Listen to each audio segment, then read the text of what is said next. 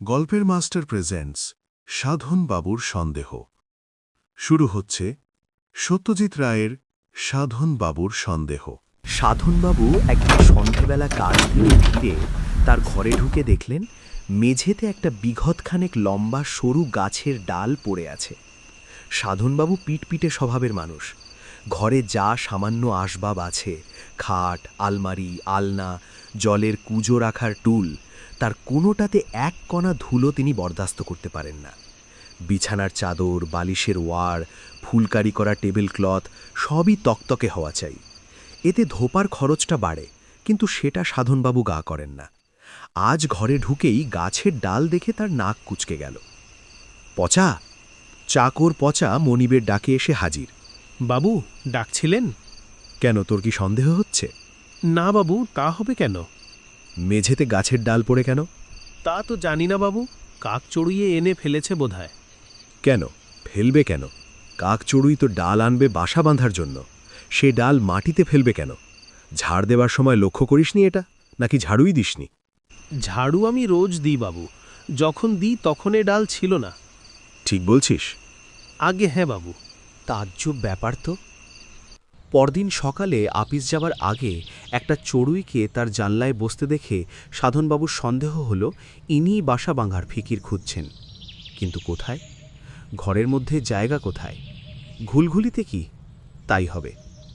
3 তলা ফ্ল্যাট বাড়ির 7খানা ঘরের মধ্যে তার ঘরের দিকেই চড়ুইয়ের দৃষ্টি কেন, এ নিয়েও সাধনবাবুর মনে খটকা লাগল। এমন কিছু আছে কি তার ঘরে যা পাখিদের অ্যাট্রাক্ট করতে পারে? অনেক ভেবে সাধনবাবুর সন্দেহ হলো ওই যে নতুন কবিরাজি তেলটা তিনি ব্যবহার করছেন, যেটা দোতলার শখের কবিরাজ নীলমণিবাবুর মতে খুশকির মহৌষধ, সেটার উগ্র গন্ধই হয়তো পাখিদের টেনে আনছে। সেই সঙ্গে এমনও সন্দেহ হলো যে এটা হয়তো নীলমণিবাবুর ফিঁচলেমি। সাধনবাবুর ঘরটাকে একটা পক্ষীনিবাসে পরিণত করার মতলবে তিনি এই তেলের গুণগান করছেন। আসলে 17-2 মির্জাপুর স্ট্রিটের এই ফ্ল্যাট বাড়ির সকলেই সাধনবাবুর সন্দেহবাতিকের কথা জানেন এবং আড়ালে এই নিয়ে হাসি ঠাট্টা করেন।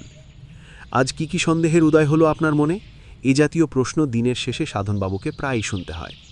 শুধু প্রশ্ন নয়, অন্যভাবেও তাকে নিয়ে লেগ পুলিং চলে। একতলার নবেন্দু চাটুর্যের ঘরে সন্ধ্যায় 3 তাসের আড্ডা বসে। সাধনবাবু তাতে নিয়মিত যোগদান করেন। সেদিন যেতে নবেন্দুবাবু তাকে একটা দলা পাকানো কাগজ দেখিয়ে বললেন, দেখুন তো মশাই, এ থেকে কিছু সন্দেহ হয় কিনা, এটা জানলা দিয়ে ফেলে দিয়ে গেছে। আসলে কাগজটা নবেন্দুবাবুরই মেয়ে মিনির অঙ্কের খাতার একটা ছেঁড়া পাতা। সাধনবাবু কাগজটাকে খুলে সেটার দিকে কিছুক্ষণ একদৃষ্টে চেয়ে থেকে বললেন, এটা তো সংখ্যা দিয়ে লেখা কোনো সাংকেতিক ভাষা বলে মনে হচ্ছে। নবেন্দুবাবু কিছু না বলে চুপটি করে চেয়ে রইলেন সাধনবাবুর দিকে। কিন্তু এটার তো মনে করা দরকার, বললেন সাধনবাবু। ধরুন এটা যদি কোনো হুমকি হয়, তাহলে? সংকেতের পাঠোদ্ধার হয়নি অবশ্য, কিন্তু সেটা বড় কথা নয়। কথা হলো এই কাগজের দলা থেকে সাধনবাবুর সন্দেহ কোন কোন দিকে যেতে পারে সেইটে দেখা। সাধনবাবু বিশ্বাস করেন যে গোটা কলকাতা শহরটাই হলো ঠক, জুয়াজোর, ফন্দিবাজ, মিথ্যেবাদীর ডিপো। কারুর ওপর ভরসা নেই, কাউকে বিশ্বাস করা চলে না। এই অবস্থায় একমাত্র সন্দেহই মানুষকে সামলে চলতে সাহায্য করতে পারে।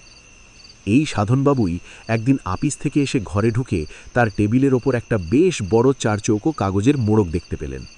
তার প্রথমেই সন্দেহ হলো সেটা ভুল করে তার ঘরে চলে এসেছে। এহেন মোড়ক তাকে কে পাঠাবে? তিনি তো এমন কোনো পার্সেল প্রত্যাশা করেননি।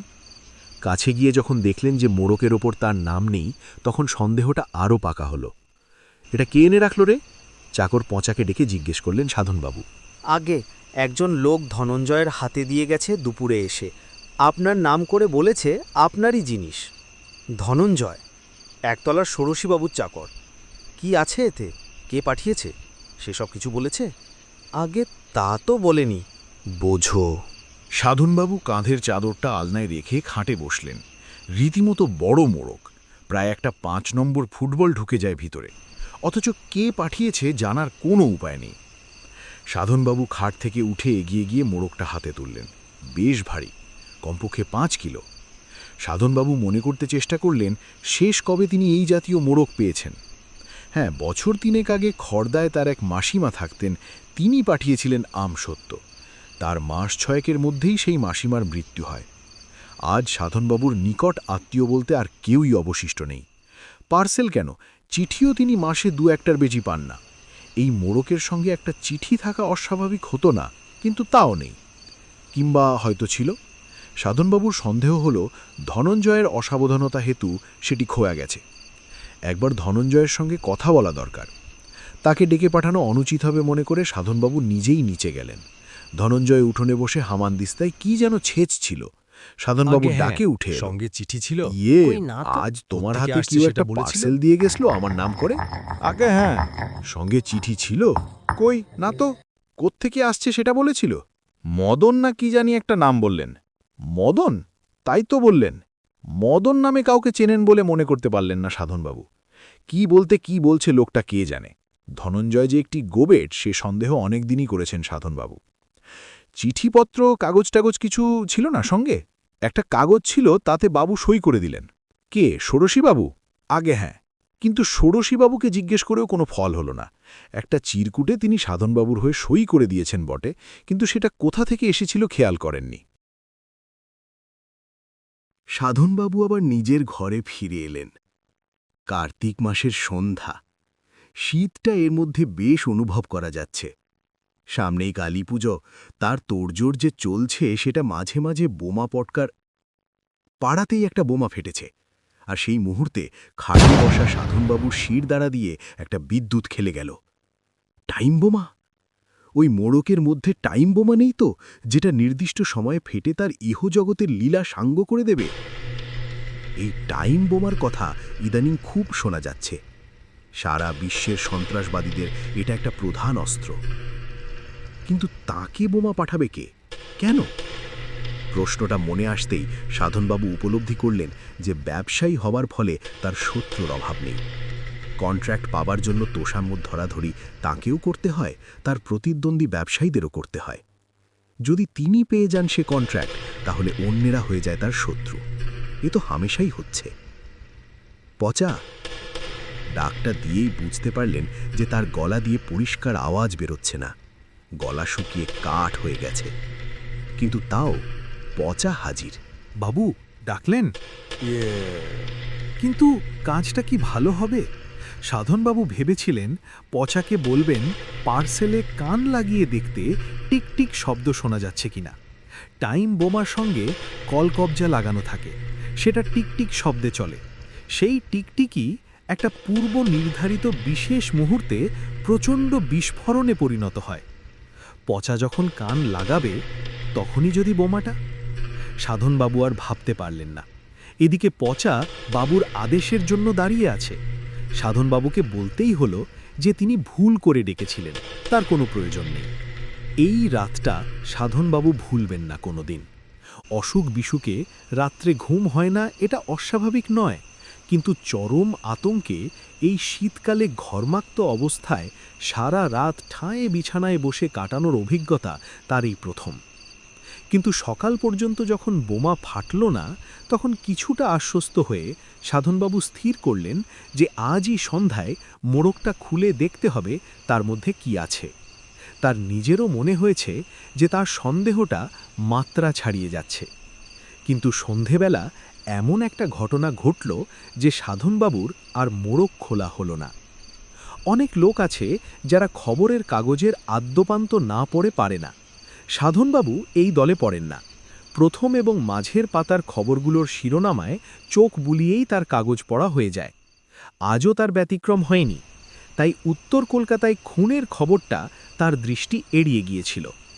অফিস থেকে ফিরে একতলায় নবেন্দু চাটুর্যের ঘরে একটা বড় রকম দাপাদাপি চলছে শুনে কারণ জিজ্ঞেস করে তিনি ঘটনাটা জানতে পারলেন। পটুয়াটোলা লেনে খুন, হত ব্যক্তির নাম শিবদাস মৌলিক।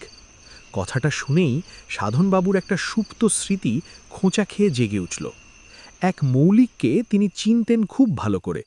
তার প্রথম নাম শিবদাস কি হতেও পারে। সাধনবাবু তখন থাকতেন ওই পটুয়াটোলা লেনেই। মৌলিক ছিল তার প্রতিবেশী। 3 তাসের আড্ডা বসত মৌলিকের ঘরে রোজ সন্ধ্যায়। মৌলিককে কেন জানি মৌলিক বলেই ডাকত সবাই। আরও 2 জন ছিলেন আড্ডায়, সুখেন দত্ত আর মধুসূদন মাইতি। এই দ্বিতীয় ব্যক্তিটির মতো সাংঘাতিক চরিত্র সাধনবাবু আর দেখেননি। তাসের খেলায় যে সে জুয়াচুরির রাজা, সে সন্দেহ সাধনবাবুর গোড়া থেকেই হয়েছিল। শেষে বাধ্য হয়ে একদিন সন্দেহটা প্রকাশ করতে হলো। এতে মধুমাইতির প্রতিক্রিয়া হয়েছিল ভয়াবহ। তার পকেটে সবসময়ই যে একটি চাকু অবস্থান করে, সেটা সেদিনই জানতে পেরেছিলেন সাধনবাবু। তিনি প্রাণে বেঁচেছিলেন মৌলিক আর সুখেন দত্তের জন্য। ব্যবসায় উন্নতির পর সাধনবাবু পটুয়াটোলা লেনের খোলা ঘর ছেড়ে চলে আসেন মির্জাপুর স্ট্রিটের এই ফ্ল্যাটে। আর সেই থেকেই মৌলিক অ্যান্ড কোম্পানির সঙ্গে তার যোগ বিচ্ছিন্ন হয়ে যায়। তাসের নেশাটা তিনি ছাড়াতে পারেননি, আর সেই সঙ্গে তার সন্দেহ বাতিকটাও। কিন্তু অন্য দিক দিয়ে পরিবর্তন হয়েছিল বিস্তর। পোশাকে পারিপাট্য, বিড়ি ছেড়ে উইলস সিগারেট ধরা, নিলামের দোকান থেকে মাঝে মাঝে শখের জিনিস কিনে এনে ঘর সাজানো, পেইন্টিং, ফুলদানি, বাহারের অ্যাস্ট্রে, এসবই গত ৫-৭ বছরের ঘটনা। এই খুনের ঘটনায় শিবদাস মৌলিক যদি সেই মৌলিক হয়, তাহলে খুনি যে মধুমাইতি, সে বিষয়ে সাধনবাবুর কোনো সন্দেহ নেই। খুনটা কিভাবে হলো? সাধনবাবু জিজ্ঞেস করলেন। নৃশংস, বললেন নবেন্দু চাটুর্যে। লাশ শনাক্ত করার কোনো উপায় ছিল না। পকেটে একটা ডায়েরি থেকে নাম জেনেছে পুলিশ। কেন কেন শনাক্ত করার উপায় ছিল না কেন? ধর আছে, মুড়ো নেই, শনাক্ত করবে কি করে? মুড়ো মানে? মুন্ডু ঘ্যাচ্যাং, জোড়া হাত মাথার উপর তুলে এনে আবার ঝটিতি নামিয়ে এনে খাড়ার কোপের অভিনয় করে বুঝিয়ে দিলেন নবেন্দু চাটুর্যে। খুনি যে কোথায় সরিয়ে রেখেছে মুন্ডু, সেটা এখনও জানা যায়নি। খুনিকে সেটা জানা গেছে। 3 তাসের বৈঠক বসত এই মৌলিকের ঘরে, তাদেরই একজন বলে সন্দেহ করছে পুলিশ।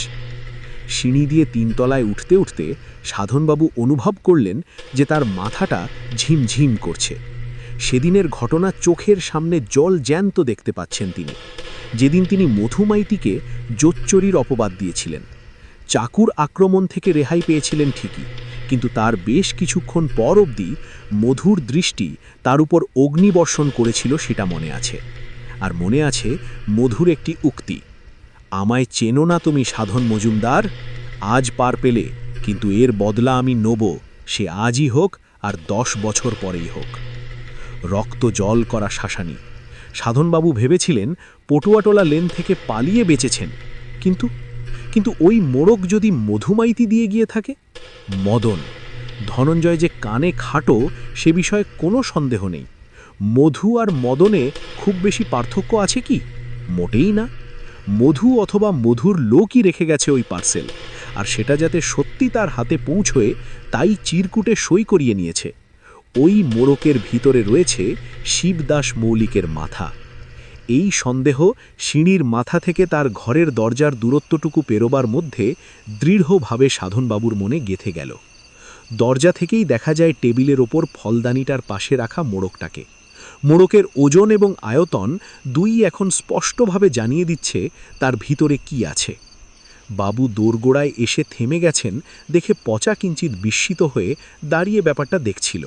সাধনবাবু প্রচণ্ড মনের জোর প্রয়োগ করে বিহল ভাবটা কাটিয়ে চাকরকে চা আনতে বললেন। আর আজ কেউ এসেছিল আমার খোঁজ করতে? কই না তো। সাধনবাবু অবশ্য সন্দেহ করেছিলেন পুলিশ হয়তো এরই মধ্যে হানা দিয়ে গেছে। তার ঘরে খুন হওয়া ব্যক্তির মুন্ডু পেলে তার কি দশা হবে, সেটা ভাবতে তার আরেক দফা ঘাম ছুটে গেল।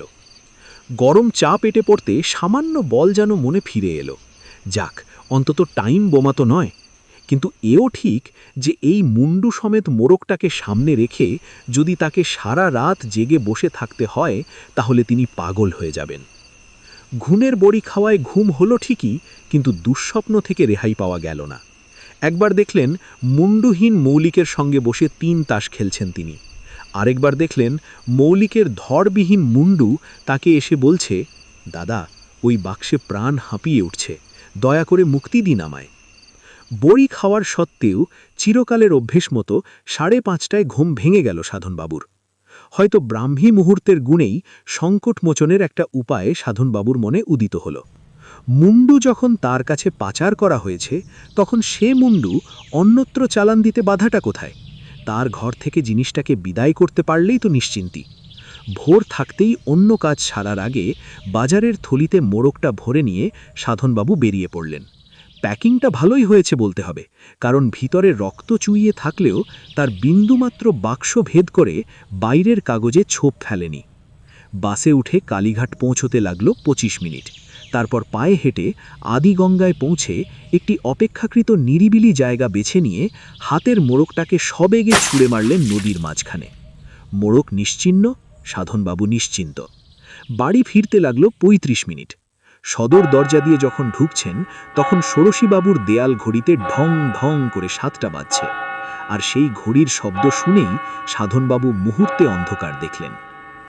একটা কথা হঠাৎ মনে পড়ে গেছে তার। কদিন থেকেই বারবার সন্দেহ হচ্ছে তিনি যেন কি একটা ভুলে যাচ্ছেন।